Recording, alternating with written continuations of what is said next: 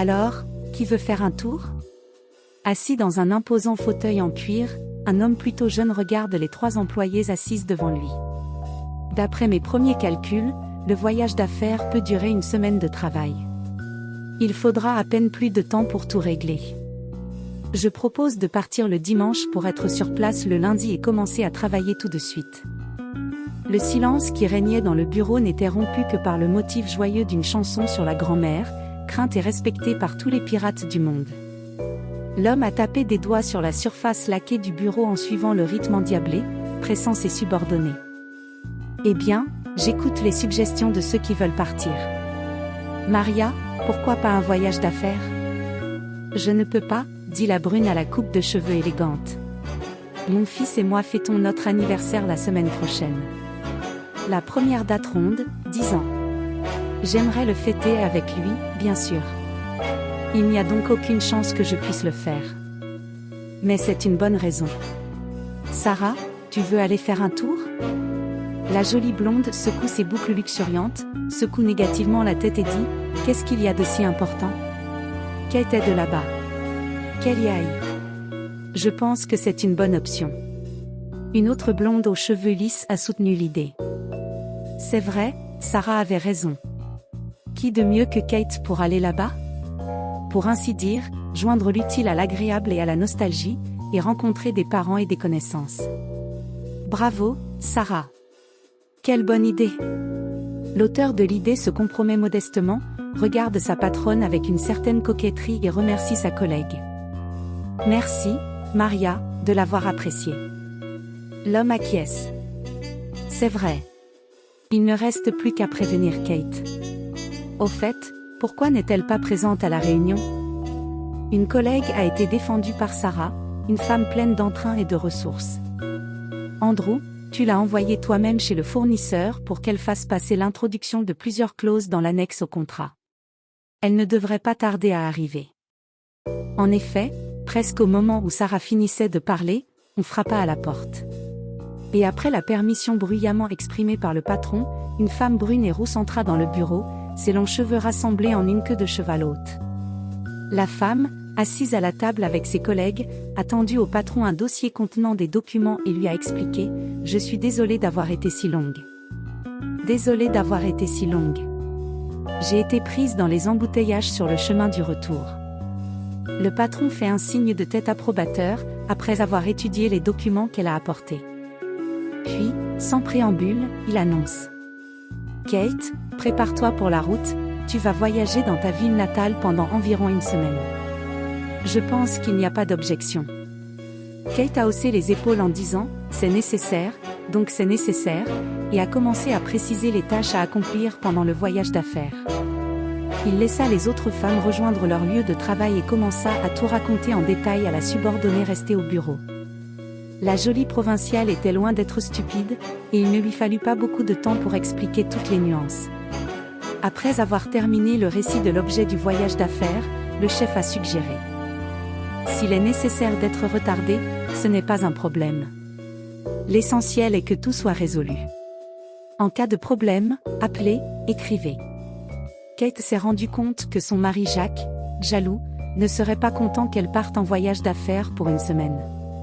Kate s'est rendu compte que son mari Jacques, jaloux, ne serait pas ravi qu'elle parte une semaine en voyage d'affaires. Bien sûr, cela lui ferait plaisir de voir sa famille. Mais ce voyage pourrait lui apporter une rencontre pesante. Là-bas, à Londres, Kate avait connu une grande déception. Même si, à vrai dire, peu de gens connaissent des premiers amours heureux. Elle ne faisait pas exception à la règle. C'est ce chagrin d'amour qui a poussé la jeune fille souffrante à opérer un changement grandiose dans sa vie.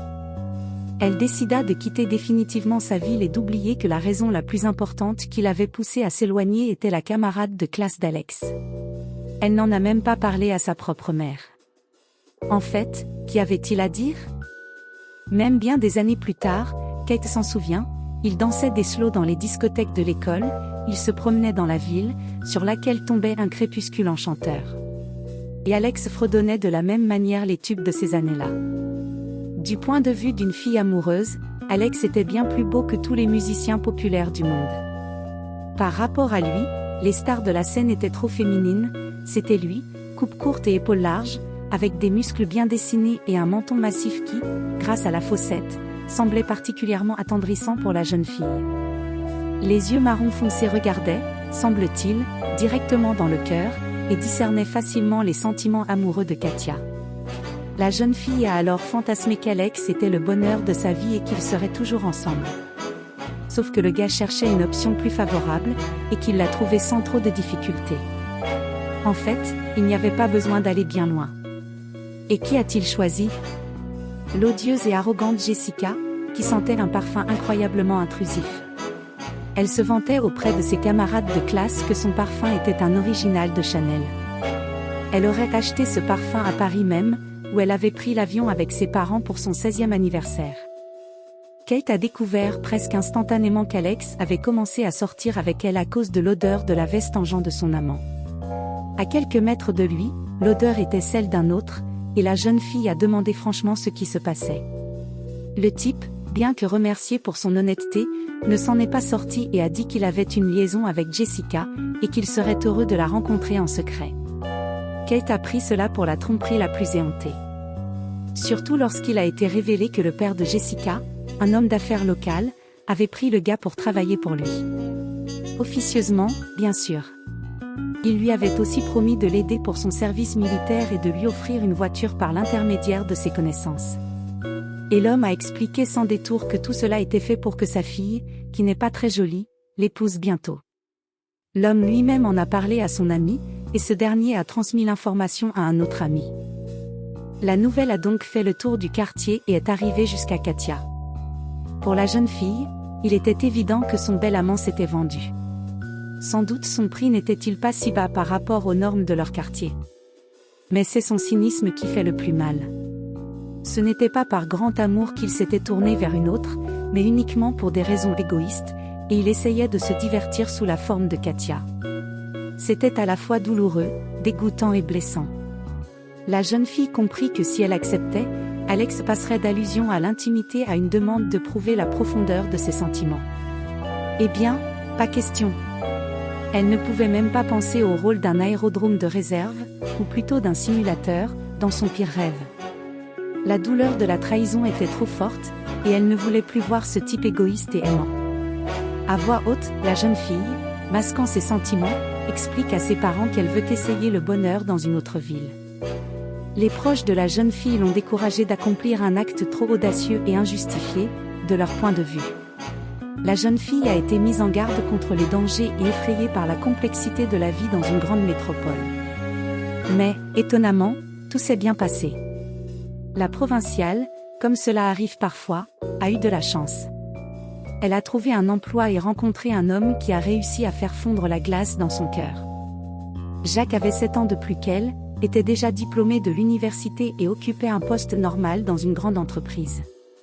Elle avait déménagé il y a quelques mois seulement dans la capitale et avait pu trouver un emploi dans un café en tant que serveuse et femme de ménage. Jacques, obéissant aux caprices du destin, s'est retrouvé dans cet établissement, fuyant la pluie battante qui l'avait surpris. Pendant que l'homme subissait les intempéries, il a eu le temps d'apprécier l'attrait et la gentillesse de la jeune fille, qui semblait sincèrement satisfaite de chaque visiteur du café. En outre, elle s'exprimait correctement, ce qui, comme sa mère Elga l'avait toujours rappelé à l'homme, était le premier signe d'une personne bien élevée. Une fois que la pluie eut terminé son travail, laissant derrière elle des trottoirs luisants et des flaques d'eau, Jacques, qui s'apprêtait à partir, demanda à la belle son numéro de téléphone. Et Kate, à sa grande surprise, ne flirta pas et ne se força pas à la supplier. La jeune fille aimait un homme qui ne faisait pas d'allusions stupides et qui se comportait calmement et sans faire d'histoire. Dès le premier rendez-vous, Jacques entraîna la provinciale dans un tourbillon de séduction et sa sincérité dissipa les doutes qui s'étaient installés dans la tête de la jeune fille. C'est lui qui l'a persuadée de quitter le café et de trouver un emploi de bureau dans l'entreprise de son ancien camarade de classe, qui a obtenu une position élevée de la part du patron grâce à ses liens de parenté avec le directeur général. En plaisantant, Jacques a expliqué « Nous sommes de bons amis. Nous sommes de bons amis, je lui fais entièrement confiance et il veillera sur vous et ne vous laissera pas vous blesser. Je peux donc être sûr que toute histoire d'amour au bureau sera évitée. » Kate a pris les paroles de l'homme pour une plaisanterie. Elle n'avait pas réalisé qu'il était si jalousement possessif. Ce n'est que plus tard, après l'avoir épousé, qu'elle s'est rendue compte à quel point l'homme tenait à ce qu'elle lui soit fidèle. Et comme la femme proverbiale de César, elle devait être au-dessus de tout soupçon. Jacques avait en quelque sorte très vite présenté la jeune fille à sa mère, et celle-ci l'avait accueillie favorablement. La femme ne semblait pas gênée par le fait que l'élu de son fils soit issu de ceux qui ont déménagé, et que l'éducation de la beauté provinciale se limite à 11 années d'école. D'une manière générale, elle ne pensait pas que la jeune fille pourrait conquérir son fils difficile au point qu'il aurait l'intention de l'épouser. Pourtant, c'est exactement ce qui s'est passé. Helga l'a parfaitement compris, si elle commence à dissuader son fils, sa relation avec lui risque d'en pâtir. Les parents de Katia ont également été quelque peu perplexes lorsque, 6 mois seulement après avoir emménagé dans la capitale, elle leur a annoncé qu'elle allait se marier. Maman a pris soin de préciser qu'elle deviendrait bientôt grand-mère. Mais la fille était sûre de la fausseté de cette hypothèse. Les amoureux décident de ne pas organiser de mariage, mais après le mariage, ils se rendent dans la ville natale de Helga et s'assoient dans un café au bord de l'eau. Helga refuse d'aller faire connaissance avec les parents de sa belle-fille, invoquant une tension artérielle élevée. Le père de Jacques, John, qui a quitté la famille peu après la majorité de son fils et s'est remarié, s'en est également tiré en transférant de l'argent sur la carte en guise de cadeau de mariage et ne s'est pas rendu dans la province. Les parents de Katia approuvent pleinement leur gendre, et la jeune épouse est pleinement heureuse. La vie ressemblait à un conte de fées. La chance accompagnait absolument tout. Dans la capitale provinciale, presque sans faire aucun effort, elle a reçu amour et travail. Peut-être qu'une autre femme serait gênée par la nécessité de vivre dans un appartement avec sa belle-mère, mais elle n'avait pas peur. Elle pensait que, pour le bien de sa bien-aimée, elle serait capable de trouver un langage commun avec n'importe qui. D'autant plus que la vieille dame s'est toujours montrée comme une femme convenable et sensée. Avec la naissance des enfants, les jeunes mariés ont décidé de ne pas se presser. Ils vécurent amicalement, économisèrent peu à peu pour payer l'hypothèque et investir dans la réparation de l'appartement. Contrairement aux préjugés, les deux maîtresses, belle-mère et belle-fille, se côtoient paisiblement dans la même cuisine, sans querelle ni mécontentement. En écoutant ses collègues mariés se plaindre des parents de leur mari, Kate se réjouit à voix basse d'avoir une fois de plus une chance inouïe. Il est vrai qu'elle n'a pas osé appeler sa mère, même 7 ans après le mariage. Cependant, la belle-mère n'insistait pas sur ce titre relatif, et un regard ne montrait pas clairement qu'elle n'aimait pas que sa belle-fille l'appelle par son prénom. Tout était assez satisfaisant, et Jacques était particulièrement heureux, car sa mère et sa femme n'essayaient pas de rivaliser pour attirer son attention, et l'atmosphère dans l'appartement était vraiment confortable et agréable. Le soir, après le dîner, Kate annonce à son mari qu'elle doit partir en voyage d'affaires pendant 1 semaine, et il est visiblement contrarié. Pourquoi serait-il contrarié? Andrew a décidé de vous renvoyer? Il n'y a pas d'autres employés? Il sait exactement ce que je pense de tes voyages. Kate a essayé de calmer son mari. Qui d'autre que moi peut être envoyé à Londres? Je n'aurai même pas besoin de louer un hôtel. Mes parents seront probablement heureux de m'héberger. Ne vous inquiétez donc pas, comprenez-moi bien, je ne peux pas non plus abuser du fait que mon patron immédiat est votre ami, et refuser pour cette raison des voyages d'affaires sur de longues distances. D'ailleurs, vous ne me faites pas confiance? Balbutie Jacques. Il se rendait compte que le voyage d'affaires de sa femme ne constituait pas une menace pour leur mariage. Mais même après tant d'années écoulées depuis leur mariage, il ne voulait pas endurer une longue séparation. À contre-séure, il avoue. Pas du tout. Bien sûr, je te fais confiance et je comprends. Rencontrer tes parents est un bonus très agréable dans ce voyage d'affaires. Tu vas juste me manquer. Belle maman, qui, ces derniers temps, rentrait du travail bien plus tard que les jeunes, comme elle appelait son fils et sa belle-fille, a pris une photo idyllique dans la cuisine. Ils étaient assis sur le canapé, blottis l'un contre l'autre. Le vieux chabaron roupillait à côté d'eux, bien nourri et satisfait de son sort. La belle-fille a remarqué sa belle-mère et a commencé à mettre la table avec agilité, en expliquant « Nous avons déjà mangé. Nous avons déjà mangé. Maintenant, je vais mettre la table pour vous et nous allons boire du thé tous ensemble. » La maîtresse tapota la tête de l'animal endormi, entendit son ronflement inquiet et alla se laver les mains et se changer. Bientôt, elle mangea joyeusement et ne répondit que par un signe de tête à la nouvelle que sa belle-fille partait bientôt en voyage d'affaires. Bien que sa belle-mère se comporte comme d'habitude à première vue, Kate remarque que mentalement, c'est comme si la femme se trouvait quelque part au loin. Mais elle n'a pas le temps d'y penser de trop près, il faut se préparer pour la route. Helga, en voyant partir sa belle-sœur, envoya des salutations verbales à ses parents et sembla se comporter comme à l'accoutumée. Kate se calma et chassa de son esprit les pensées concernant le comportement étrange de sa belle-mère. La ville natale se profile à l'horizon. L'aéroport l'accueillit avec l'agitation habituelle. Refusant les offres de chauffeurs de taxi agaçants, espérant profiter de la fatigue et de la hâte des voyageurs, la femme se rendit à l'arrêt de bus. Rien, ce serait un trajet sans grand confort, mais cela permettrait d'économiser de l'argent, qui, comme chacun sait, n'est pas superflu. Kate n'a pas prévenu ses parents de son arrivée, afin de ne pas causer d'ennuis inutiles. Elle savait très bien que, sinon, sa mère aurait préparé de la nourriture pour le mariage. Chaque fois qu'elle se rendait chez elle, la jeune femme éprouvait un sentiment d'impatience inexprimable. Les rencontres joyeuses se mêlaient aux souvenirs heureux et tristes, et son cœur se mettait à battre un peu plus vite. La lumière de la fenêtre de la cuisine m'a permis de comprendre que mes proches étaient déjà à la maison. En ouvrant la porte de l'appartement de ses parents avec sa propre clé, Kate a annoncé bruyamment « Bonjour, tout le monde ». Après que l'agitation de la réunion se soit un peu calmée, maman a gentiment demandé à Kate. « Ma fille, es-tu venue seule ou ton mari viendra-t-il plus tard? Est-ce que tout va bien pour toi ?» Kate s'empresse de rassurer sa mère. « Tout va bien, c'est juste que j'ai été envoyée à l'improviste en voyage d'affaires. Quelques heures à peine et me voilà. » Les parents sont heureux de la visite inattendue de leur fille. Mais une circonstance est venue gâcher la rencontre. Maman a avoué. Nous devons nous rendre au sanatorium mercredi. Nous nous sommes réunis soudainement, nous ne pensions pas que tu viendrais nous rendre visite.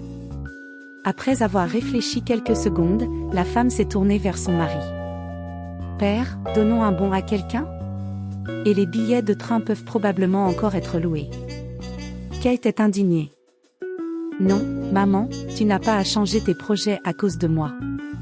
D'autant plus que je vais voyager pour mon travail et que je ne rentrerai probablement que le soir. Alors ne t'inquiète pas, ces jours suffiront pour que nous échangions toutes les nouvelles. Tout va bien. Maman, serrant sa fille très fort dans ses bras, murmure. C'est bon, tu as compris. Encore une fois, ayons la foi. Tout ce qui est fait, tout est pour le mieux. Le voyage d'affaires n'a pas vraiment ressemblé à des vacances. Kate, comme prévu, a quitté la maison le matin et n'est rentrée que le soir. Ce n'est que le jour du départ de ses parents qu'elle a fait une exception à son emploi du temps chargé. La femme a tenu à emmener ses parents à la gare en taxi, à les raccompagner et à s'occuper ensuite de questions professionnelles. Il fallait donc se dépêcher et, le soir venu, Kate était incroyablement fatiguée. Elle s'approchait de la maison, souhaitant être dans la baignoire avec la mousse de shampoing, lorsque derrière elle une voix familière chanta un vers d'une chanson depuis longtemps démodée. La femme se retourna, ne ressentant que de l'agacement, et dit bonjour. Bonjour, Alex. Waouh, que de vieilles choses tu te rappelles. Le petit ami adulte a couvert de compliments une ancienne camarade de classe. Mais Kate, je suis ravie. Tu es encore plus géniale.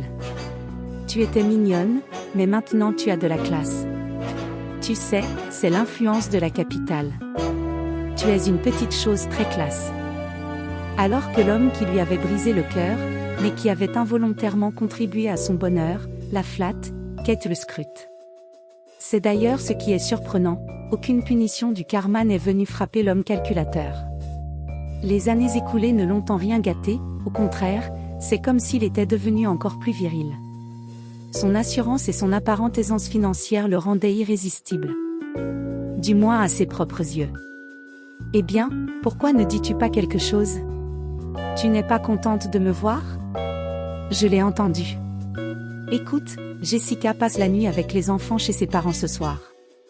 Oh, oui, tu ne sais probablement pas.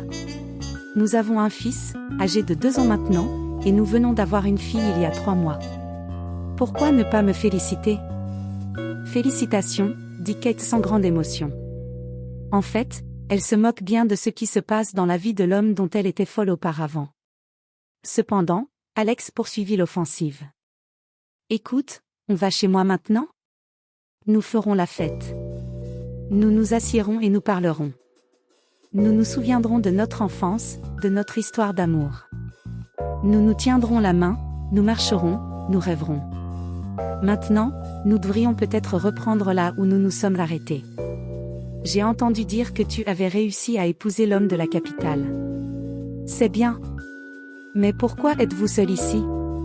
Ou bien votre mari ne fait que travailler, et vous n'avez pas le temps de vous faire dorloter? Je vais tout arranger. La jeune fille fut dégoûtée jusqu'à la nausée. Ce qu'elle ne voulait surtout pas, c'était communiquer avec Alex. Sans même essayer de paraître polie, elle envoya son ancienne camarade de classe faire un long voyage. Une phrase méprisante aux voyelles étirées suivit la femme, qui se retourna vivement et se dirigea vers son entrée, mais Kate n'allait pas réagir à ce coup d'éclat. Que Alex dise ce qu'il voulait maintenant. Ni lui, ni son apparence impressionnante n'avaient plus de pouvoir sur elle, ni ne provoquaient de nostalgie ou d'amertume. C'était un plaisir, se débarrasser du poids de la rancœur envers le passé et se récompenser par un repos bienvenu dans la baignoire. Kate était encouragée. Le travail progressait mieux qu'elle ne l'avait prévu et il y avait un espoir de terminer le voyage plus tôt que prévu. Son mari lui manquait beaucoup, et il n'y avait rien ni personne dans sa ville natale.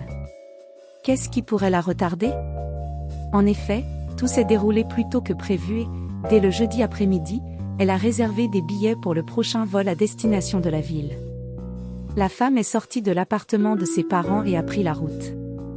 Étonnamment, le voyage de retour lui a semblé plus court. Bien qu'il soit assez tard, il n'y avait personne dans l'appartement de la capitale, à moins que l'on ne compte le baron à fourrure. Il semblait que Jacques et Helga étaient tous deux en retard pour le travail, et l'animal avait faim. Le miaulement pressant du chat le conduisit avec insistance à la cuisine. « Cela fait longtemps que tu n'as pas mangé, n'est-ce pas ?» demanda Kate en souriant, sans espérer de réponse. Mais le chat, comme s'il réalisait ce qu'on lui disait, répondit longuement, « Miaou », se retournant vers la femme, continua à se diriger vers la cuisine. Kate versa de la nourriture sèche pour l'extorqueur de queue, rafraîchit l'eau dans la gamelle et remarqua involontairement la poubelle qui débordait. Son contenu dégageait des odeurs peu agréables, ce qui lui fit froncer le nez de dégoût. Heureuse de ne pas avoir eu le temps de se changer, la femme sortit prudemment son sac et se dirigea vers les poubelles de la cour. La lumière de la lanterne suffit à l'empêcher de trébucher et elle arriva bientôt à destination. Elle s'apprêtait à se retourner pour jeter les ordures lorsqu'elle entendit des voix juste au-delà de la tôle qui séparait les poubelles du chemin goudronné. L'une d'elles lui semblait familière. Elle tendit l'oreille. Il n'y avait aucun doute, c'était sa belle-mère qui parlait à quelqu'un, sans savoir que sa belle-fille se trouvait à quelques mètres d'elle. C'était une situation cocasse, on ne pouvait pas l'inventer. Kate voulait partir tranquillement, mais soudain elle entendit sa belle-mère prononcer son nom. Banal devint curieux. Et, se reprochant sa curiosité, la belle-fille resta sur place. Ce que disait Helga n'était certainement pas destiné à ses oreilles. Kate est en voyage d'affaires, mais à en juger par les lumières aux fenêtres, mon fils est déjà rentré à la maison. Si ce n'était pas le cas, je serais ravie de vous recevoir. Une voix masculine, profonde et flatteuse, que Kate ne connaissait pas du tout, retentit en guise de réponse. Chérie, mais tu te rends compte qu'à notre âge, se cacher dans toutes sortes de coins loués n'est pas non plus une option. Et ce n'est pas un cas isolé. On ne sait pas qui est déjà passé par là. Je ne vous souhaite que le meilleur. Et je suis très gênée de ne pas pouvoir vous offrir mon propre appartement. Vous savez que j'ai tout laissé à ma femme et à mon fils après le divorce. Et maintenant, je dois emmener la femme que j'aime dans les bidonvilles. J'ai incroyablement honte, parce que tu es une vraie déesse, un vrai cadeau du destin, que je ne mérite pas. Il y eut un silence pendant quelques instants, interrompu par des bruits qui ressemblaient à des baisers. Kate est restée là, sans pouvoir bouger, puis elle a entendu la réponse timide de la vieille femme. Je comprends, Denny, et j'apprécie la façon dont vous me traitez. Mais que puis-je faire ? Je ne peux pas jeter à la rue mon fils et ma belle-fille, qui est presque comme une fille pour moi. D'autant plus qu'ils ont utilisé leur propre argent pour rénover l'appartement. Et pas de manière cosmétique, mais en profondeur, de fond en comble. Ils ont également modernisé les appareils électroménagers. Comment puis-je les dénoncer? Ils l'ont fait pour leur propre confort. Votre fils est un adulte, un homme marié, comme vous le savez vous-même. Il est temps qu'il résolve lui-même son problème de logement. Vous lui avez donné tout ce que vous pouviez. Il ne vous reste plus qu'à lui indiquer la porte, à lui et à sa femme, et c'est tout. Et n'attendez pas une occasion propice pour mettre cette affaire dans une longue boîte. Nous devons agir vite. Votre belle-fille provinciale, sage et rusée, a déjà atteint un âge où il ne sert à rien d'essayer de la faire tomber enceinte. Cela signifie que vous devrez déclarer le bébé plus tard. Ce sera un problème. Vous êtes une femme au cœur d'or, bien sûr, vous prendrez soin de cette insolente, qui a décidé de s'enraciner dans la capitale, et de son enfant. Tu te rends compte, chérie, qu'avec une telle charge de locataire mineur, ton appartement ne sera pas du tout mis sur le marché. Tu ne pourras le vendre qu'avec une forte décote. Tu vas perdre beaucoup d'argent. Pour quelle raison? Parce que, voyez-vous, vous avez pitié de votre fils et de votre belle-fille. Vous devriez d'abord vous apitoyer sur votre sort. Vous êtes obligé d'errer dans les rues et les coins avec moi. Par exemple, vous et moi serions assis côte à côte sur le canapé, discutant de peinture ou de films, mais nous sommes obligés, comme des adolescents, d'errer dans les rues et de nous asseoir sur les oreillers d'autres personnes. J'en ai assez de cette insécurité. Elga a timidement objecté. Je vous ai entendu à plusieurs reprises me suggérer de quitter mon appartement. Mais je ne sais toujours pas comment m'y prendre. Si je propose à mon fils de déménager, il va se vexer. Faire une scène pour que ma belle-fille n'en puisse plus et s'enfuit avec son mari? C'est un peu bizarre. Elle ne donne aucune raison. Au contraire, Kate est soignée, elle cuisine bien et ne fait pas de scandale. Qui ne le croirait pas? En 7 ans, elle et moi ne nous sommes jamais disputés. Les interlocuteurs invisibles se turent, craignant qu'ils n'aillent maintenant en direction de la maison, et tranquillement, pour ne pas trahir leur présence, et sans jeter le sac poubelle, la jeune fille se dépêcha de rentrer chez elle. Il fallait devancer sa belle-mère pour qu'elle ne se rende pas compte que son étrange conversation avait été entendue. Kate ne pouvait pas suivre un chemin droit, car ce chemin était vu du côté des conteneurs. Cependant, de toutes ses forces, elle parvint à atteindre les arbustes salvateurs qui couvraient son chemin jusqu'à l'allée. Ce n'est qu'une fois à l'intérieur de l'appartement que la femme se calma complètement. Remettant le paquet loin d'être odorant dans le seau, elle soupira et se souvint du vieux présage que sa grand-mère lui avait enseigné, il ne faut rien jeter hors de la maison le soir. Cependant, on peut faire valoir ce point de vue. Après tout, si elle n'avait pas décidé d'éliminer la source de la mauvaise odeur, elle n'aurait pas entendu cette étrange conversation. La conversation entre la belle-mère et l'étranger excite la femme. Et ce n'est pas la perspective de quitter l'appartement accueillant pour aller dans un logement loué qui l'excite. Elle a entendu une certaine fausseté dans l'intonation de l'homme qu'Elga appelle déni dans la conversation. Bien sûr, il fallait comprendre la situation avec soin et attention, afin de ne pas offenser la belle-mère par inadvertance. Kate avait à peine eu le temps de déballer ses affaires que la propriétaire entra dans l'appartement. Elle fut surprise de constater que ce n'était pas son fils, mais sa belle-fille qui était à la maison, et s'étonna. « Oh, cela fait longtemps que vous êtes là? Oh, vous êtes là depuis longtemps? » Non, il y a environ 10 à 15 minutes, j'ai réussi à régler toutes les affaires en avance. Mes parents sont dans un sanatorium, alors je me suis dépêchée de rentrer. La belle-mère a souri affectueusement à sa belle-fille. C'est bien. Alex va bientôt arriver. Il a une sorte d'urgence au travail, presque toute la semaine comme un maudit travailleur. Vous devez avoir faim depuis la route, pourquoi ne prenez-vous pas quelque chose à manger? Kate a dit non. Non, merci. Je vais prendre une douche pour l'instant et me rafraîchir. Ensuite, quand Jacques reviendra, nous dînerons ensemble. Sa belle-mère lui répond par un hochement de tête et un sourire bienveillant. Elga, installée dans la cuisine, alluma la télévision et, à en juger par les bruits, commença à fouetter la pâte pour les biscuits. Kate ne comprenait pas, cette femme était-elle si douée pour faire semblant de ne pas révéler son mécontentement et ses réflexions sur la nécessité de se séparer de la famille de son fils? Est-ce possible? Ou bien était-elle si aveugle et sourde aux émotions de sa belle-mère qu'elle ne remarquait rien? Après tout, ce n'est pas d'hier qu'elle a entamé une liaison avec ce Denny, s'il se permet déjà de lui donner des conseils sur la manière dont elle devrait disposer de ses biens immobiliers. Combien la femme regrette d'avoir cédé à la curiosité et d'avoir surpris la conversation de sa belle-mère.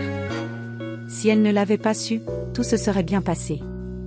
Il fallait maintenant pousser doucement son mari à l'idée de déménager dans un logement locatif ou, mieux encore, de contracter une hypothèque. Bien entendu, au moment de décider d'acquérir son propre appartement, il faudra probablement prêter attention au marché secondaire et choisir l'option dans laquelle il sera possible, comme on dit, de venir et de vivre. Vous voilà de retour d'un voyage d'affaires. Pris dans une situation qu'aucune anecdote ne racontera. Au cours du dîner, Kate s'est montrée réfléchie et parfois peu réactive aux questions que lui posaient son mari et sa belle-mère. La matinée, elle non plus, n'a pas apporté de clarté sur la façon de procéder. Bien qu'elle ait eu la possibilité de se reposer un jour de plus, Kate est allée travailler, pensant que cela l'aiderait à se distraire du fardeau des pensées difficiles. Andrew a rencontré sa subordonnée avec cordialité, et ses collègues ont été surpris que Kate n'ait pas profité de l'occasion pour prolonger le week-end, ne serait-ce que pour une journée. Il ne lui est même pas venu à l'esprit de s'ouvrir. Mais ce n'est pas parce que ses collègues étaient mauvais, jaloux ou stupides. C'est juste que les relations entre collègues ne dépassaient pas les limites de la coopération au travail. Non, bien sûr, elles parlaient gentiment à l'heure du déjeuner de leurs propres affaires, de leur vie de fille, et pouvaient même très bien, après le travail, aller ensemble faire du shopping ou aller au théâtre, mais les limites personnelles n'étaient pas franchies.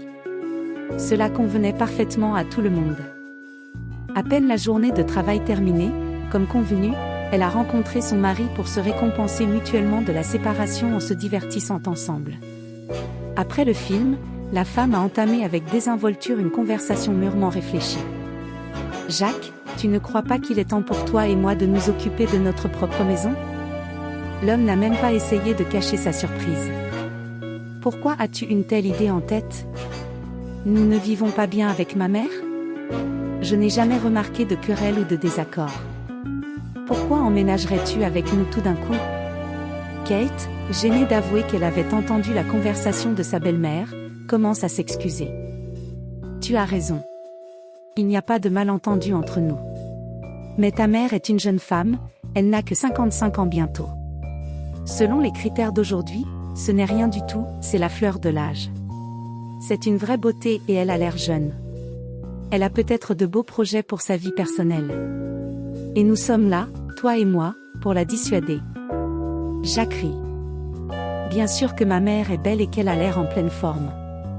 Mais croyez-moi, depuis que mon père est parti construire le bonheur avec la nouvelle, comme il disait, l'amour de sa vie, elle ne voit plus les hommes que comme des traîtres. Vous savez, je lui ai parfois rappelé, peut-être pas avec beaucoup de tact, qu'elle était une femme épanouie, méritant à la fois adoration et affection. Mais elle rejetait catégoriquement cette idée, qu'elle qualifiait d'absurde. Alors vous et moi ne la dérangeons pas du tout. Qui sait, peut-être qu'elle aura du mal à rester seule. Kate acquiesça, décidant qu'il n'était pas tout à fait juste de révéler les secrets du cœur de sa belle-mère, ni même ceux de son propre fils. Si elle était sérieuse au sujet de Denny, elle devrait probablement le présenter elle-même aux membres de sa famille. Oui, ce serait probablement la chose la plus correcte à faire. Cependant, cette conversation avait brûlé Katia de l'intérieur. Au grand soulagement de la jeune femme, la nouvelle de la liaison de sa belle-mère n'avait pas besoin d'être gardée secrète pendant longtemps. Un peu moins d'une semaine après le retour prématuré de Katia d'un voyage d'affaires, la femme, embarrassée, annonce « J'ai une petite surprise pour toi. J'ai une petite surprise pour toi. Le week-end, un homme avec qui j'ai une relation amoureuse viendra nous rendre visite. J'aimerais beaucoup que vous l'accueilliez amicalement. Il a déjà du mal à prendre cette décision.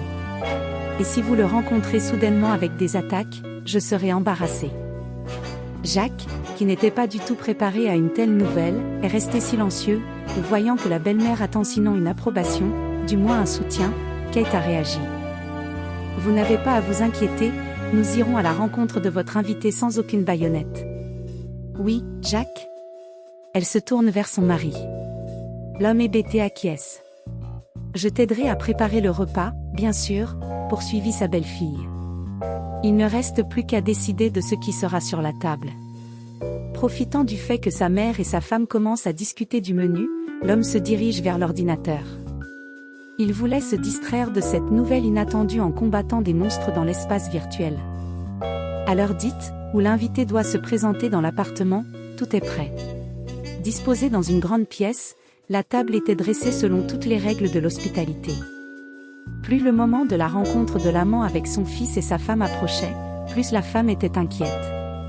Cependant, l'aiguille têtue de l'horloge de la cuisine, comme si elle riait, avançait, et l'invité n'apparaissait pas. À la demande de sa mère, Jacques descendit même à l'entrée pour vérifier si l'interphone fonctionnait. Et, après s'être assuré que tout était en ordre, il commença à la réconforter maladroitement. Probablement la circulation sur la route. Après avoir fait la course de sa mère, l'homme retourna à son jeu, et Kate resta aux côtés de sa belle-mère. Elle sourit nerveusement et essaya d'appeler l'homme qu'elle attendait, mais il n'y avait aucune clarté. Le téléphone de Denny, disait le répondeur, était éteint ou hors de portée. Kate ne savait pas comment réconforter sa belle-mère désemparée, qui tenait des serviettes en papier avec lesquelles elle pliait des origamis. Tous les mots lui paraissaient ternes et peu expressifs. Lorsque le smartphone de Valentina joua une belle mélodie, la femme s'empressa d'attraper l'appareil et de répondre. « Bonjour, c'est moi qui parle. Denny. C'est bien toi ? Qu'est-ce qu'il y a ? Où es-tu ? » La belle-fille s'est rendue avec tact dans une autre pièce où son mari se divertissait à nouveau avec un jeu d'ordinateur et lui a expliqué calmement. « Il semble que notre invité soit arrivé.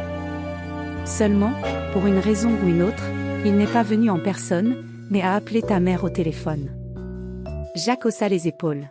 « Eh bien, je te dis qu'il est probablement coincé dans les embouteillages quelque part. » Quelques minutes plus tard, une femme en pleurs jeta un coup d'œil dans la chambre de son fils et de sa belle-fille et expliqua. Denny marchait vers nous quand il a été attaqué. Il a été frappé à la tête par derrière, puis volé. Il est resté inconscient pendant un moment, et c'est à peine si un employé du magasin lui a donné un téléphone pour qu'il puisse appeler. Heureusement que Denny connaît mon numéro par cœur. Il a une mémoire phénoménale, heureusement. C'est bien pratique. Il est au centre de traumatologie en ce moment. Je lui ai demandé de venir nous voir. Il a refusé, mais j'ai insisté. Quel est l'intérêt de gagner du temps ? Je le répète, pourquoi affronter seul ce désagrément, en repensant au moment de l'agression ? Il préfère être en compagnie. C'est vrai, bien sûr, dit le fils, et il propose, écoute, maman, je vais peut-être aller le chercher. Si c'est le cas, je vais le chercher à la traumatologie et je le laisse avec nous, comme ça c'est garanti, sans péripéties. Helga sourit. Mon fils, je ne doutais pas de t'avoir élevé pour que tu sois gentil et serviable, mais j'ai déjà appelé un taxi depuis mon smartphone. La voiture se dirige déjà vers nous. Kate s'y engouffre. Tu as donc besoin d'une petite retouche de maquillage tout de suite. La belle-mère accompagnée de sa belle-fille se précipita vers le miroir, et Jacques haussa à nouveau les épaules pour la énième fois en peu de temps. Les femmes, ce sont des femmes, pense à leur apparence, même quand la situation ne s'y prête pas. Cependant, il ne reprochait pas à sa mère et à sa femme cette petite manie. Bientôt, la sonnette de la porte retentit. L'apparence de Denny, qui apparut sur le pas de la porte, était, bien sûr, loin d'être idéale. Son costume beige clair était taché de poussière et de ruisseaux bruns. Il avait une écorchure fraîche sur la joue. L'homme sourit d'un air coupable à Jacques, qui lui ouvre la porte, et se présente. « Je m'appelle Denny. Toi, d'après ce que j'ai compris Jacques, tu ressembles beaucoup à ta mère, bien qu'on puisse vous prendre pour un frère et une sœur. Elle est d'une beauté éblouissante. C'est dommage que notre rencontre tant attendue se fasse dans de telles circonstances. Mais je n'ai rien pu faire face à l'attaque sournoise de l'arrière. » Helga est entrée dans l'antichambre et a commencé à toiletter son invité avec enthousiasme. « Oh, Denny, entrez. Dépêche-toi, tu as assez souffert. » Jacques, tu veux bien apporter quelques-unes de tes affaires, s'il te plaît? Laissez Denny se changer. À la surprise de Katia, l'homme dont elle avait entendu la voix dans la conversation de sa belle-mère à la poubelle est apparu dans le couloir et s'est montré très confiant. Il la salua amicalement, lui dit qu'il était heureux de la rencontrer, remerciant Jacques pour les affaires qu'il avait apportées, il se rendit dans la salle de bain pour se changer et mettre de l'ordre. Helga, souriante, rayonnait à nouveau dans la cuisine, réchauffant un rôti légèrement refroidi. Les questions de Jacques sur la manière dont l'homme allait rechercher ses agresseurs trouvèrent une réponse. Eh bien, je ne les dénoncerai probablement pas à la police. J'ai moi-même été impliqué dans les forces de l'ordre et je me rends compte que cette affaire, si elle est défendue par des méthodes légales, est presque futile. J'ai encore quelques relations, alors je vais m'en occuper moi-même. Ce sera plus rapide et plus efficace. Lorsque tout le monde fut enfin réuni autour de la table, Denny se présenta très confiant, parlant du passé et du présent, se développant, dessinant de merveilleuses perspectives. Selon lui, la rencontre avec Valentina Borisovna lui a redonné la foi en l'existence de vraies femmes qui apprécient les sentiments sincères. En tant qu'homme honnête, je me suis séparé de ma femme, avec laquelle nous avons perdu presque tous les points de contact, et je lui ai laissé une partie importante des biens, ainsi qu'à son fils adulte. Je n'ai pas d'obligation alimentaire, car Andrei a presque 20 ans. Mais je l'aide autant que possible. Heureusement, j'ai un emploi stable et, en fait, j'ai été à l'origine de cette entreprise et j'en suis l'un des directeurs. Bien que je loue actuellement une place dans un foyer, je ne peux en aucun cas être qualifiée d'indigente. Mon meilleur ami m'a demandé plusieurs fois de rester avec lui, mais je ne veux pas l'embarrasser et je refuse. Après tout, je ne vis pas dans la rue. Et en général, tout me convient. Plus tard, si Helga a la chance d'accepter de lier sa vie avec moi, je réglerai, comme un vrai homme, la question de l'appartement. Helga, qui à ce moment-là mettait une salade soufflée aux crevettes dans l'assiette de son invité, tressaillit et laissa tomber quelques morceaux sur la nappe, sous l'effet de la surprise. L'homme n'a même pas semblé le remarquer et a continué sa confession. Malheureusement, on m'a volé l'étui à bagues. Je ne veux pas que l'intervention de quelques crapules vienne gâcher une si belle soirée. Je te promets de t'offrir la plus belle bague que je puisse trouver.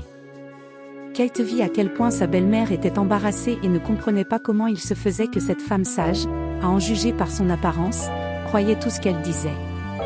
Après tout, dans ses intonations sonnait clairement quelque chose qui n'était pas sincère, succulent, comme s'il s'agissait d'une guimauve, imbibée de miel et recouverte de sucre en poudre. Cependant, il est probable qu'elle n'ait pu le comprendre que parce qu'elle avait entendu un peu plus tôt les plans de Denny pour éliminer l'interférence gênante du couple du territoire de sa bien-aimée. Contrairement aux propos orduriers de l'invité à table, il passa discrètement des compliments à son hôtesse à des mots doux sur son fils et sa belle-fille. Vous êtes un couple merveilleux. Jacques, j'ai entendu tellement de bonnes choses à votre sujet que j'avoue avoir pensé qu'il s'agissait d'une exagération maternelle, mais après vous avoir rencontré, j'admets mon erreur. C'est vraiment agréable de voir à quel point tu tiens à ta mère. Kate, tu es aussi une personne merveilleuse. Ton éthique de travail m'inspire un réel respect, et c'est incroyablement gratifiant de voir comment tu traites ta belle-mère. L'homme, se sentant presque maître de la table, verse les boissons dans les verres et porte un toast. Je souhaite à votre famille bonheur et prospérité. J'ai remarqué que vous vous compreniez à demi-mot. J'aimerais que nous puissions vivre une telle idylle. Mais je veux lever mon verre à la compréhension mutuelle, et je l'espère, à une solide amitié familiale. Kate a été choquée par l'hypocrisie du petit ami de sa belle-mère. Denny pourrait probablement recevoir une sorte de prix pour son jeu d'acteur inégalé.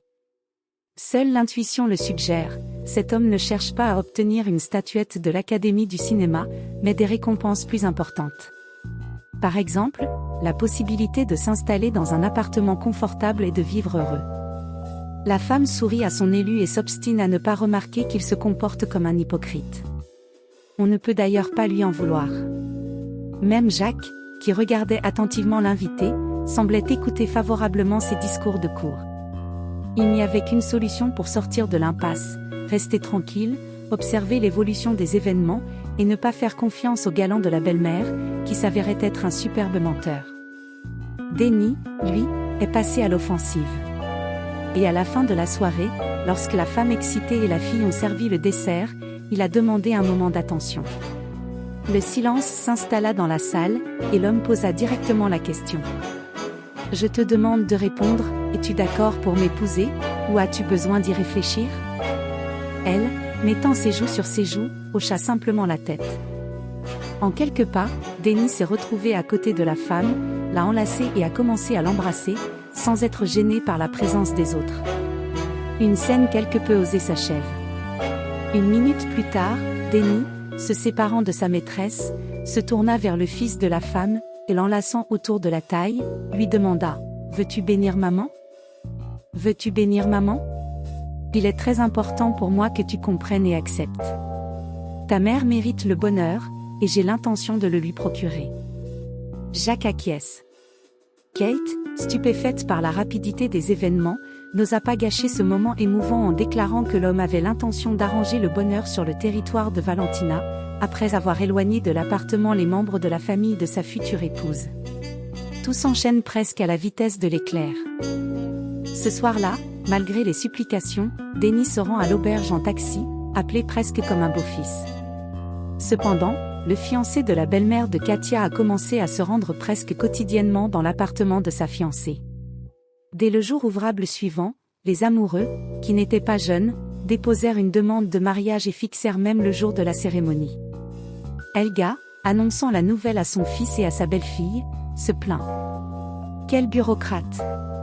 Les gens se tournent vers eux avec leur joie, mais cette personne, qui a accepté la demande, s'est comportée comme si nous lui devions la vie juste parce qu'elle condescendait à nous parler, comme si sa tâche était de gâcher notre humeur par tous les moyens.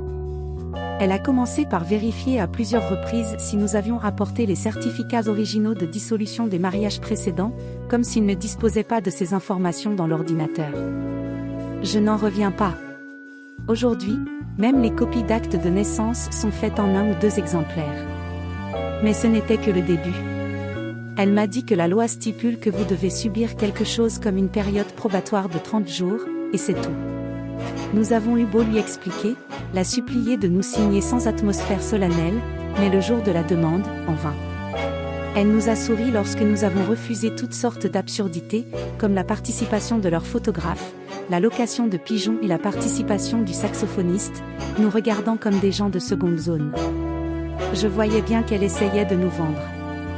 Je lui ai proposé tous ces services, dont elle a manifestement sa part, de payer, mais de ne pas les utiliser, de signer sans cela, mais plus rapidement. Et cette personne a commencé à être grossière.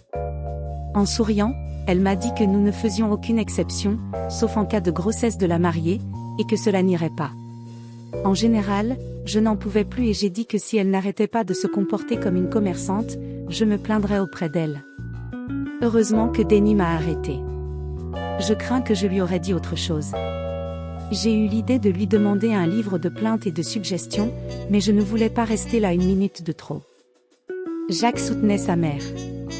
Et à juste titre. Quel archaïsme que celui d'un cahier de doléances et de suggestions ?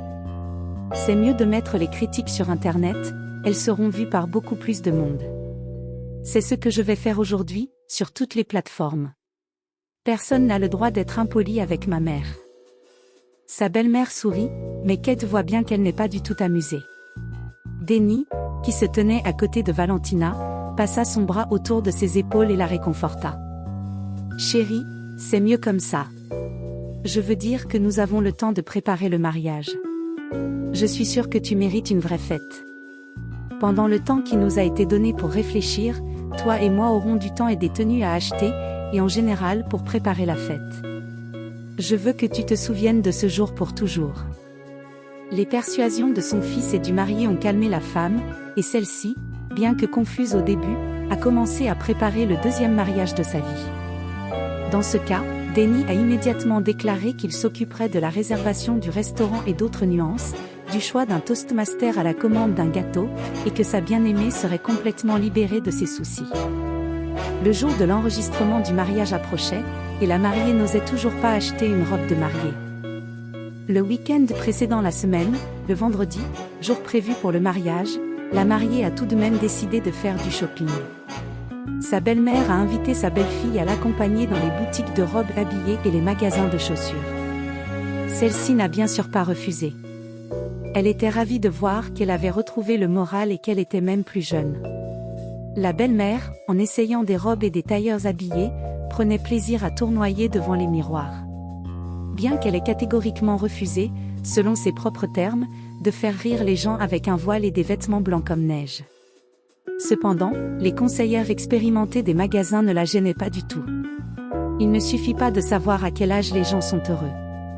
C'est ainsi qu'après avoir visité plusieurs centres commerciaux et passé de nombreuses heures à faire des essayages, la mariée d'âge élégant a choisi une magnifique robe d'un bleu incroyablement rafraîchissant. Elle était accompagnée de merveilleuses chaussures bateau aux talons stables. La mariée était un peu gênée par le prix de la robe.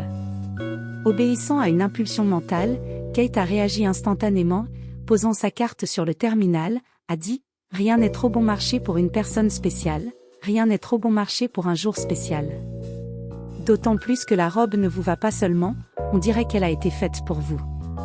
D'ailleurs, elle peut être utilisée non seulement pour le mariage, mais aussi pour toutes les fêtes de fin d'année.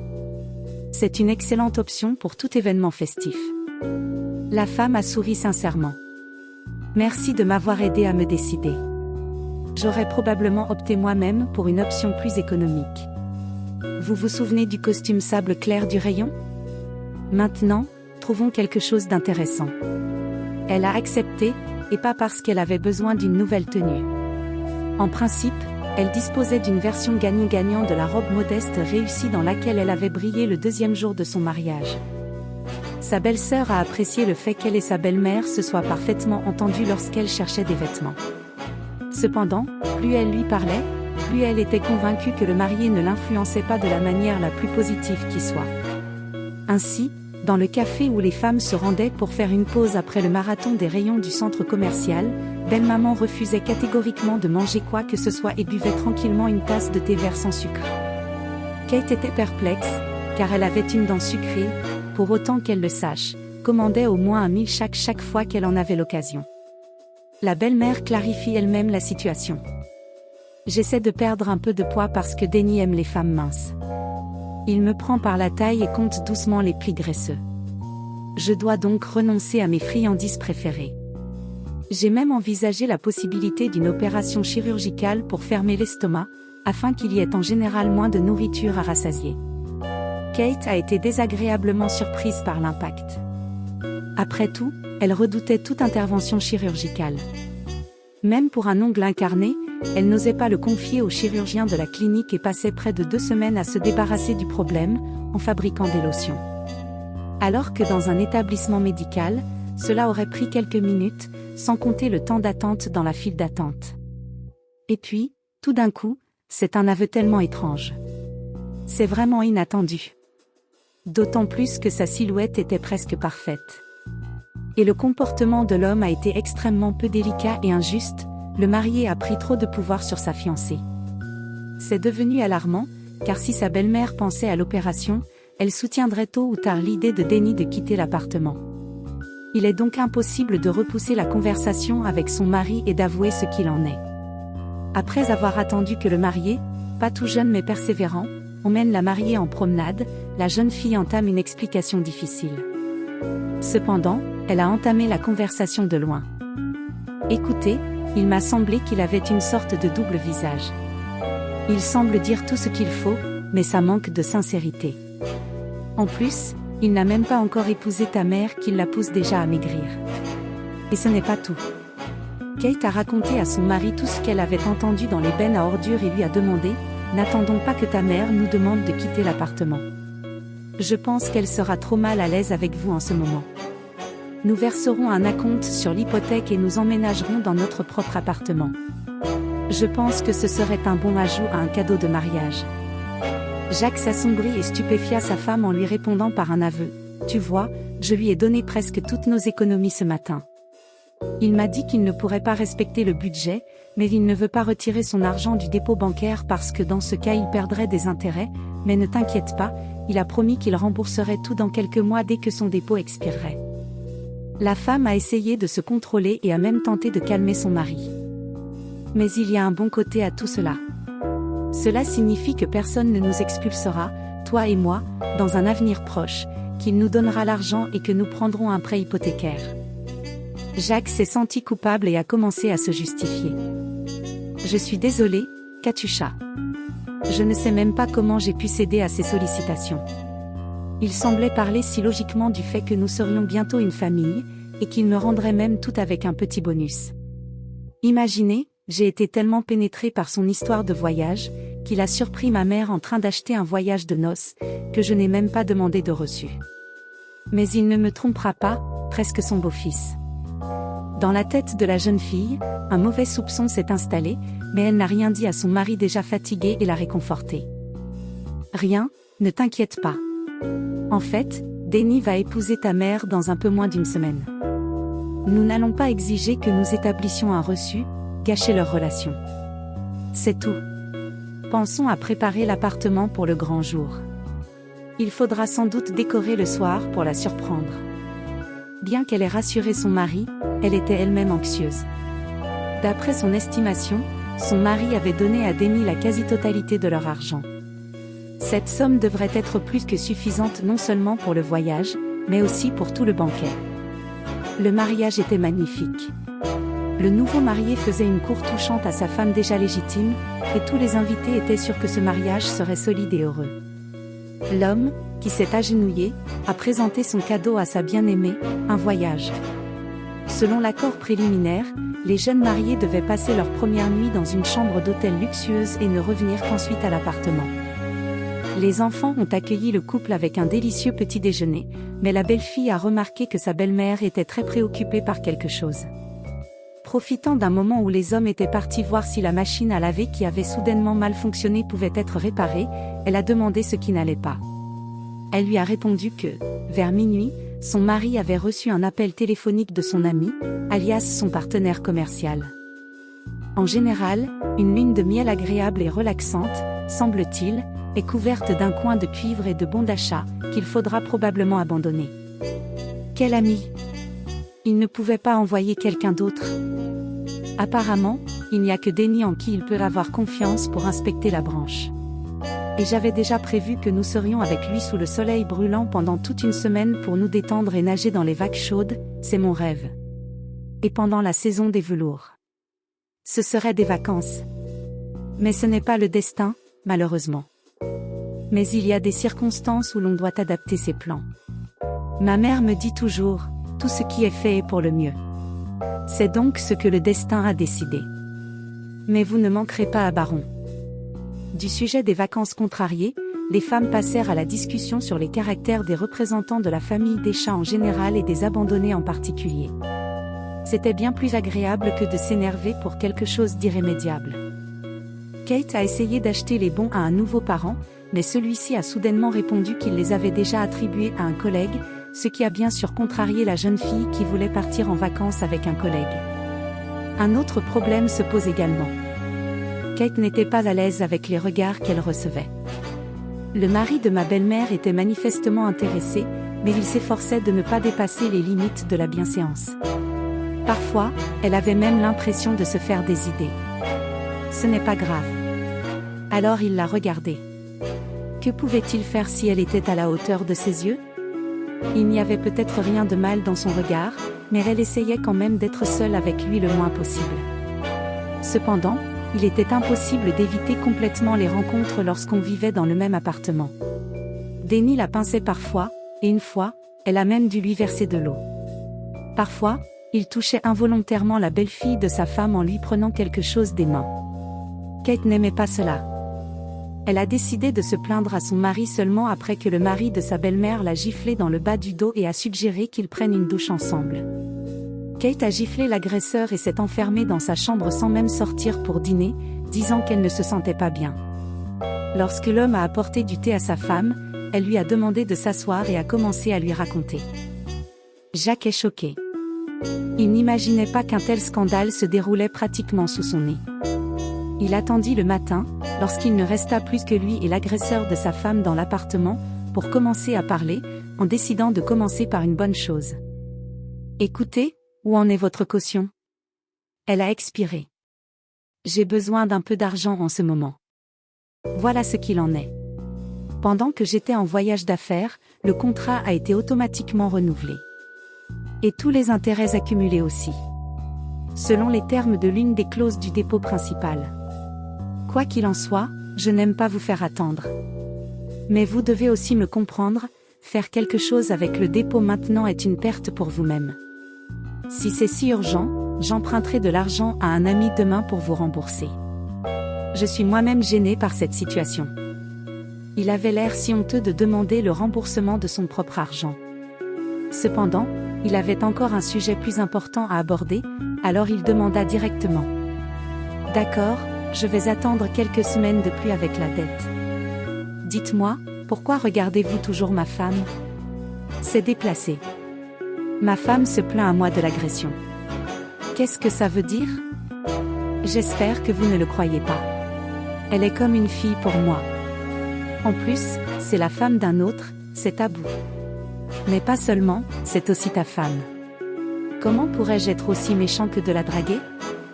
L'homme avait même des doutes sur la véracité des propos de la jeune fille, si bien que Denny a parlé de manière convaincante, mais il a posé une autre question. Tu ne l'as donc pas giflé sur le point sensible hier? L'homme s'indigna. Bien sûr que non. Je ne voulais pas vous le dire, mais votre femme s'en prend à moi. Je me suis tue pour ne pas t'énerver, mais elle me harcèle. C'est gênant. Combien de fois lui ai-je dit de se comporter comme une femme convenable, mais c'est comme si elle me provoquait volontairement. Elle veut probablement me compromettre à tes yeux. Kate, qui était venue chercher son sac à main oublié et avait surpris une conversation qui n'était pas destinée à ses oreilles, bondit dans la pièce. Répète ce que tu viens de dire avec ta langue sale. Mais regarde-moi dans les yeux, c'est moi qui suis malhonnête? Tu n'as pas honte de mentir ainsi? J'ai vécu jusqu'à avoir des cheveux gris, mais au lieu de la sagesse, j'ai une échelle de méchanceté. Espèce de bâtard avachi. Hugues, où as-tu trouvé une fille aussi provinciale? C'est quoi cette expression? A-t-elle eu des parents marginaux qui ne l'ont pas éduquée du tout et ne lui ont pas appris à parler aux personnes âgées? Kate était furieuse. Ne t'avise pas de parler de mes parents, espèce de salaud. De quoi parles-tu? Mes origines provinciales n'ont rien à voir là-dedans. Comme nous ne pouvons pas avoir un dialogue constructif, nous allons agir dans le cadre légal. Maintenant, vous vous asseyez et vous écrivez un reçu indiquant que vous avez emprunté de l'argent à mon mari et que vous promettez de le rembourser avant la Saint-Sylvestre. Mon mari est un homme honnête, pour une raison ou une autre, il vous a cru sur parole. C'est la seule façon de communiquer avec vous, en documentant tous les accords. Denny a souri. Je ne vous ai pas emprunté, j'ai emprunté à votre mari. Vous n'avez donc pas à me donner des ordres. J'ai négocié avec lui, pas avec vous. C'est l'homme de la situation. Et toi, Lima, ferme ta gueule. Kate se tourne avec indignation vers son mari. Pourquoi ne dis-tu rien? On m'insulte et tu continues à croire ce sale type sur parole? Tu risques de ne jamais récupérer notre argent. Dis-lui de s'asseoir et de rédiger un reçu. Tu ne peux pas le croire sur parole. Denny continue de sourire. Jacques se remit enfin de son choc et demanda gentiment, mais pas à lui, à sa femme. Calmez-vous, s'il vous plaît, allez travailler, nous allons résoudre tout cela d'homme à homme. Vraiment, tu n'es pas responsable. Elle a failli pleurer de ressentiment. Sur le chemin du travail, Kate s'est un peu calmée, même si elle n'aimait pas le comportement de son mari. Y a-t-il un intérêt à ce que la famille reste unie si le mari ne prend pas les paroles de sa femme au pied de la lettre? Comment lui prouver qu'il ment? Comment continuer à se comporter? La femme est soudain piquée par un pressentiment. Denny a délibérément provoqué ce conflit qui devrait les pousser à bouger. Quel filou! Il a pratiquement tout prévu. Une fissure est apparue dans le rapport avec son mari, qu'il enviait tant à voix haute.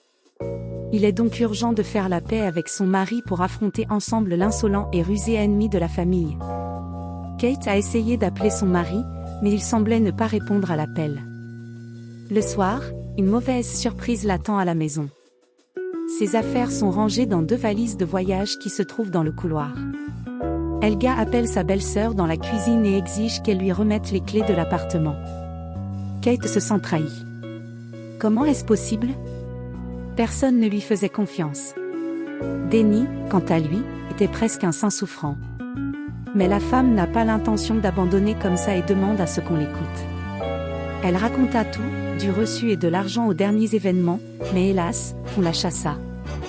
Triste, elle s'installe dans une petite chambre d'un hôtel qui n'est pas le plus prestigieux, sans attendre un appel de son mari, verse abondamment des larmes sur son oreiller et s'endort d'un sommeil troublé. Elle a vu les visages déformés de sa belle-mère et de son mari, qui a soudainement perdu sa forme humaine et s'est transformé en chèvre avec de grandes cornes et une barbe. Une camarade de classe, qui souriait avec insolence, a fredonné à propos du téléphone qui sonnait et a proposé de la réconforter. Les images se succédèrent dans un étrange tourbillon dont elle fut tirée par le son du réveil. L'appel de Jacques a dû attendre 2 jours entiers. Et lorsque son mari lui a fixé un rendez-vous, Kate a eu une pensée funeste, voilà la fin de mon conte de fées dans la capitale. Cependant, l'homme est venu au café non pas seul, mais accompagné de sa mère, qui était visiblement nerveuse. Le mari s'est excusé. Au fait, je me sens très coupable d'avoir douté de votre santé mentale. Il s'avère qu'il s'agit d'un escroc. Bien sûr, il a fallu des efforts pour qu'il l'admette, mais il a tout avoué. Il s'avère que l'escroquerie a commencé au moment où il est allé faire connaissance. Personne ne l'a attaqué. C'était juste une astuce psychologique. En l'aidant, nous avions inconsciemment l'impression d'avoir investi en lui, et il n'était plus perçu comme un étranger. Vous savez, quelque chose comme ça. Il n'est pas parti en voyage d'affaires, il n'a pas acheté les bons, il les a imprimés dans un studio photo. Il a rendu une partie de l'argent, mais je ne pense pas qu'il reçoive beaucoup plus que ça. Maman ne veut pas le dénoncer à la police. Elle a honte d'avoir contribué à la tromperie dans une certaine mesure. Helga, prenant les mains de sa belle-fille, se mit à la supplier. Kate, ma fille, rentre à la maison. Je te promets que personne ne te fera plus jamais de mal ni ne te mettra à la porte. J'ai très mal agi et je veux que tu sois généreuse. Pardonne-moi, reviens. Kate relâcha prudemment ses mains et clarifia. Je ne vous en veux pas. Après tout, vous êtes libre de faire ce que vous voulez sur votre propre territoire. Je n'ai pas à tolérer la présence de personnes que vous n'aimez pas. Seulement, je ne suis pas un jouet que l'on jette hors de la maison et que l'on y ramène ensuite. Je suis même reconnaissante à ce menteur de m'avoir ouvert les yeux sur la véritable attitude que vous avez à mon égard. Mon mari s'est également ouvert à moi d'une manière que je n'aurais jamais imaginée. Vous savez, vous restez dans votre appartement. Je pense que je vais demander le divorce. Je travaillerai pendant 2 semaines, puis je rentrerai chez moi. Ce problème d'appartement perturbait vraiment tout le monde. Jacques avait beau essayer de garder la famille unie, Kate était inflexible. Ses parents l'attendent toujours dans sa ville natale. Et de toute façon, quelles sont ses années ? Elle trouvera forcément quelqu'un qui lui fera une confiance inconditionnelle.